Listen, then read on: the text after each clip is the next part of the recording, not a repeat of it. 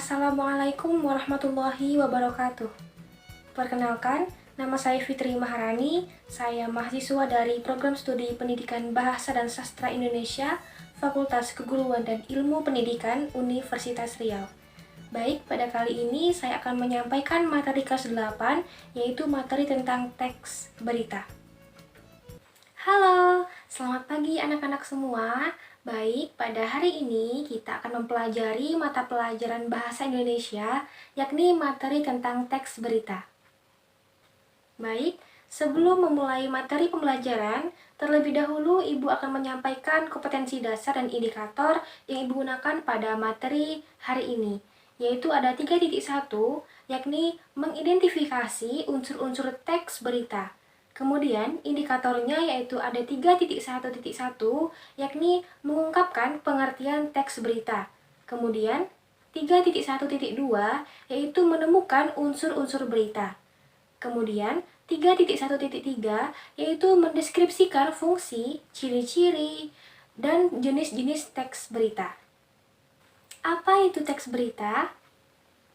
Teks berita merupakan sebuah teks yang berisi tentang suatu cerita atau karangan yang mengenai tentang peristiwa atau kejadian yang sedang hangat diperbincangkan.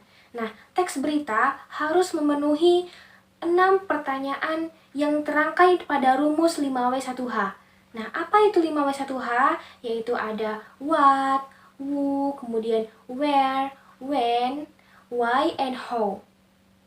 Nah, jadi teks berita itu sebuah teks yang berisikan tentang cerita atau karangan yang berisikan mengenai kejadian suatu peristiwa atau kejadian yang sedang hangat diperbincangkan secara faktual dan aktual.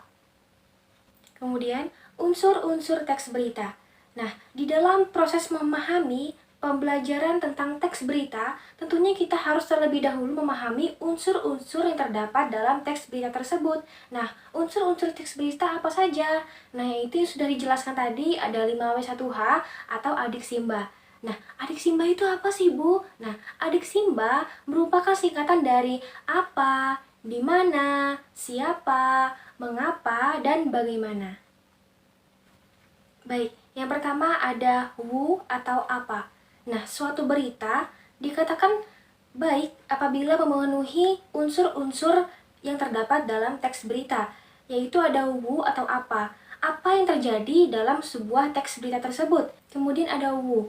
Who ini bermakna yaitu siapa. Nah, dalam sebuah berita harus terdapat siapa saja yang terlibat dalam peristiwa atau kejadian sebuah teks berita tersebut. Kemudian ada when atau kapan. Nah, di dalam sebuah teks berita harus menyertakan waktu kejadian peristiwa tersebut di dalam teks berita. Kemudian ada where atau di mana. Nah, suatu berita harus menyertakan atau mendeskripsikan tempat kejadian peristiwa tersebut di dalam sebuah berita. Kemudian ada why atau mengapa. Nah, di dalam suatu teks berita harus menyertakan latar belakang atau alasan kenapa atau mengapa kejadian tersebut terjadi dalam suatu teks berita. Dan yang terakhir ada how atau bagaimana. Nah, di dalam teks berita harus menyertakan bagaimana atau mendeskripsikan bagaimana kejadian peristiwa dalam teks berita itu terjadi. Nah, keenam pertanyaan itu biasanya ditempatkan di bagian awal pemberitaan yang kemudian sering disebut dengan unsur-unsur berita. Adapun susunan dari unsur-unsur berita itu biasanya bersifat bervariasi atau variatif.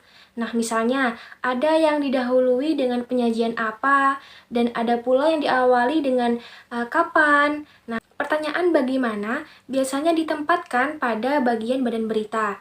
Nah, kemudian informasi yang kurang penting biasanya disebut juga uraian atau ekor berita. Bagian ekor berita berada setelah kepala atau tubuh berita. Nah, kemudian ada ciri-ciri teks berita. Terdapat ciri-ciri teks berita yang baik dan benar, diantaranya yaitu yang pertama, bahan yang menjadi suatu berita merupakan sesuatu yang benar terjadi atau fakta, bukan opini atau gagasan dari penulis. Nah, kemudian ada aktual. Aktual itu bersifat yang sedang diperbincangkan atau yang sedang hangat-hangatnya diperbincangkan. Kemudian Data yang diberikan kepada masyarakat umum berupa peristiwa asli dan bukan rekayasa atau dibuat-buat. Nah, kemudian judul beritanya mewakili isi berita. Dan yang terakhir, sumber valid dan dapat dipertanggungjawabkan. Fungsi teks berita. Adapun fungsi teks berita yaitu untuk menyampaikan kepada para pembaca dan pendengar tentang informasi penting dan layak dan berfungsi untuk mengetahui informasi terbaru masa kini yang diberitakan secara langsung atau secara tertulis. Kemudian, jenis-jenis teks berita. Yang pertama ada straight news, yaitu berita langsung atau apa adanya, yakni ditulis secara singkat dan lugas. Kemudian, investigation news, yaitu berita yang dikembangkan berdasarkan penelitian atau penyelidikan dari berbagai sumber. Nah, kemudian ada interpretative news, yaitu berita yang dikembangkan dengan pendapat atau penilaian penulisnya atau reporter. Nah, kemudian yang terakhir ada opinion news, yaitu berita yang mengenai pendapat seseorang seperti tokoh, para ahli, atau cendekiawan mengenai sesuatu. Nah, berikut adalah contoh teks berita. Baik, untuk kegiatan selanjutnya, silakan Ananda-Ananda semua memahami dan membaca contoh teks berita tersebut. Nah, kemudian tugas Ananda semua yaitu di dalam teks tersebut terdapat beberapa bagian yang perlu diperbaiki. Nah, yang pertama yaitu simpulkan isi teks berita tersebut. Kemudian, menanggapi isi teks berita berdasarkan unsur-unsur teks berita.